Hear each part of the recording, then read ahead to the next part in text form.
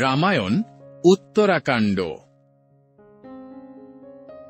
রচনা বাল্মীকি। শুভ দিনে রাম, সীতা ও ভাইদের নিয়ে অযোধ্যার সিংহাসনে বসলেন। রাজ্যে উৎসব হল।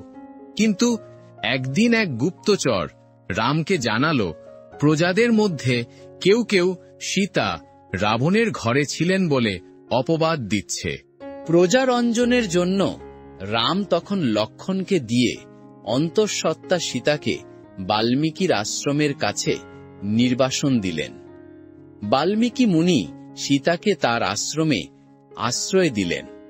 কিছুদিন পর সীতার লব ও কুশ নামে দুটি যমজ পুত্র হল। গর্বের সাথে বর্ণনা করুন কিভাবে লব কুশকে নানা বিদ্যায় নিপুণ করে তুললেন ও নিজের লেখা রামায়ণ গান গাইতে শেখালেন। সীতাকে বিসর্জন দিয়ে রামের মনে শান্তি নেই।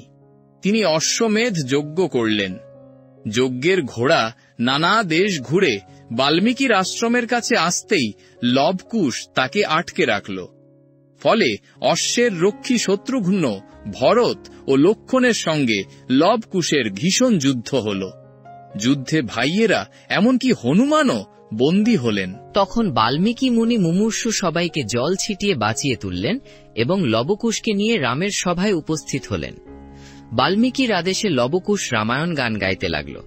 রাম সব শুনে ও সীতার কথা জেনে অবাক হলেন। তখন মুনি সীতাকে ফিরিয়ে আনতে বললেন। রাম বললেন, সীতাকে আবার সকলের সম্মুখে তার পবিত্রতার পরীক্ষা দিতে হবে। সীতা দুঃখে মা বসুন্ধরাকে পৃথিবী বললেন, মা, আমি যদি সত্যি পুণ্যবতী হই তবে তুমি আমাকে তোমার কোলে আশ্রয় দাও। সঙ্গে সঙ্গে মাটি দুভাগ হয়ে গেল এবং সীতা পাতালে প্রবেশ করলেন। Thank you for listening to Gulpasip. If you enjoyed this story, don't forget to like, share, and subscribe to our channel for more tales every week. See you in the next story.